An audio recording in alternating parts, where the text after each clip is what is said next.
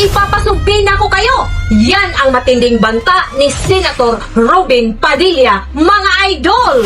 Pero bago pa natin ipagpatuloy ang ating talakayan, ay binabati ko kayong lahat ng isang magandang araw, Luzon, Visayas at Mindanao, at syempre pa sa lahat ng mga kababayan at mga kapatid natin na nasa ibang bansa.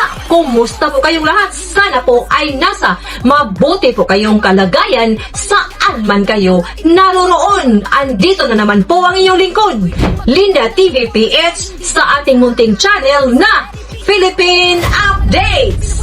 At kung hindi pa kayo nakapag-subscribe sa ating channel, ay pindutin nyo na ang subscribe button para updated po kayo sa ating mga balita at syempre reaksyon at opinion. At huwag din kalimutan pindutin ang bell button, mga idol at mga kababayan ko.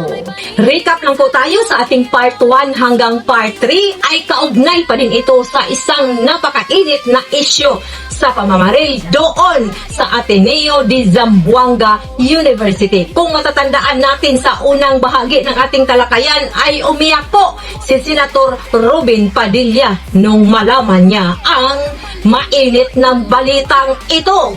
At ngayon, part 4 na po tayo, mga idol. Matapos bumisita sa Ateneo de Zamboanga, direktang sinabi ni Senator Robin Padilla sa Meta at sa lahat ng mga platforms. Kontrolin lahat yan. At para maintindihan natin, panoorin natin ang video. Video, pasok! Subukan nyo hindi pumunta, kapasugpina ko kayo. Ako kasi nagpupunta dyan sa mga namatayan. Nakakausap ko yung mga biktima. Nakakausap ko yung mga magulang. Ako mismo, kaya nararamdaman ko. Kaya subukan nyo hindi pumunta sa hearing ko. Subukan nyo. Grabe mga idol! Buhay na ng kabataan ang usapan dito. Pero kayo, tama ba na isubpina sila? Comment kayo mga kababayan, mga idol at mga kapatid ko, dahil hindi na po basta-basta ang nangyayari sa ating bansa ngayon. Pero basahin muna natin ang comment ng ating kababayan.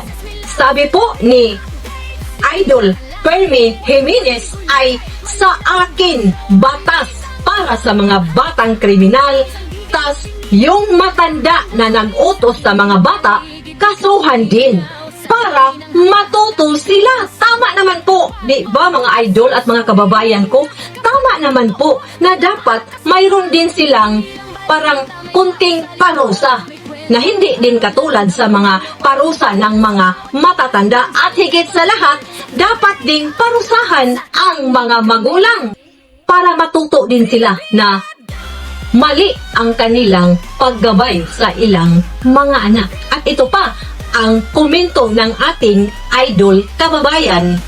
Sabi ni Idol Donato Pakiligan ay, talagang di mababawalan ang mga bata sa paggamit ng cellphone dahil kailangan nila sa school o sa pag-research ng kanilang mga lesson.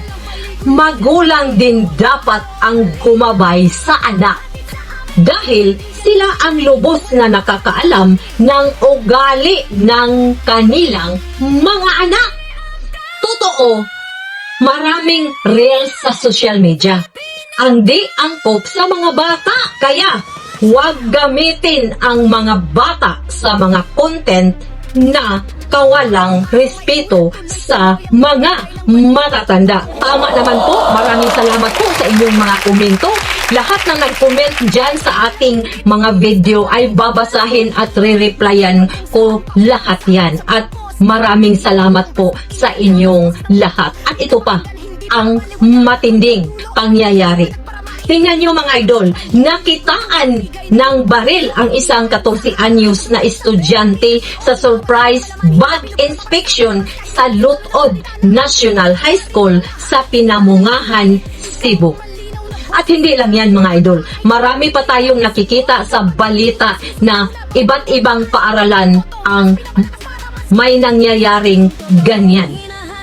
At paalala lang po, manood lang po tayo sa mga mainstream media na katotohanan po ang kanilang hinatid, katulad po ng Net25 po.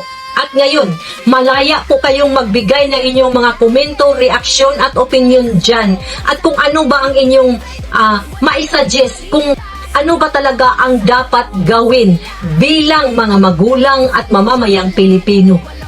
Para sa akin po, ay alam naman natin na si Senator Robin Padilla ay magsusulong ng mga batas para sa ganitong klaseng mga pangyayari, katulad ng ipapatawag nga niya ang mga nagmamay-ari ng mga platforms at mga games dito sa ating bansa. Ipapatawag niya sa Senado. Pero kahit paanong gusto ni Senator Robin Padilla, kahit paanong pilit niya na ipasabatas ang kaniyang gusto para sa kabutihan ng mga kabataan, ay pagdidibatihan pa yan. Ilang taon pa yan bago maisabatas. Ang magagawa lang natin bilang mga magulang ay gabayan natin ng husto ang ating mga anak. Dahil hindi na katulad noong panahon sa kabataan natin na wala po tayong cellphone, na natural lang po ang ating mga laro na hindi po nakakasira sa ating sarili bilang isang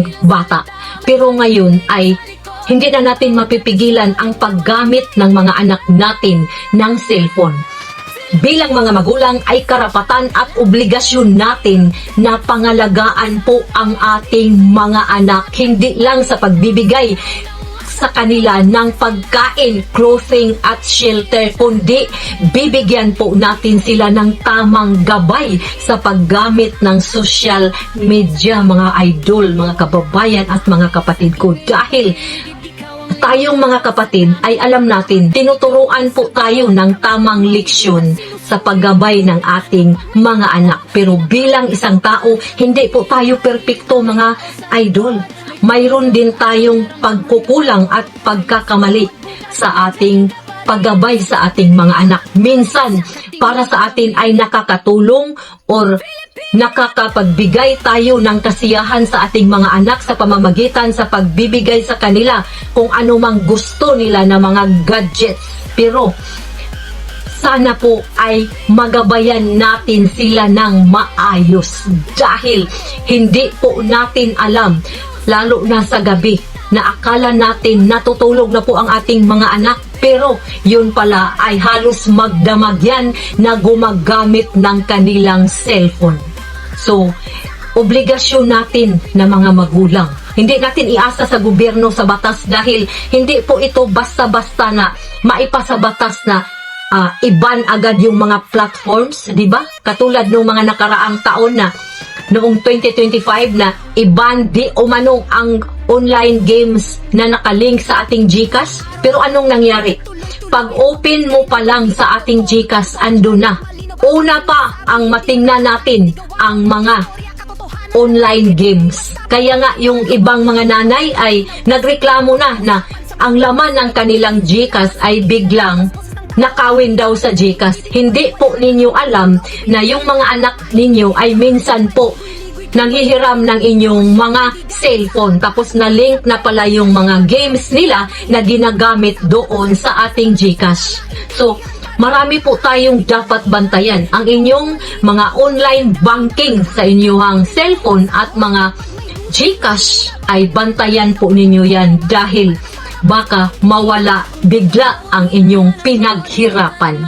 Kaya bukas ay abangan po natin ang part 5 ng ating talakayan, epekto ng online games, at sagot din ni VP Sara sa pangyayari doon sa Ateneo de Zamboanga University. Maraming salamat po sa inyong panunood, mga idol at mga kababayan ko.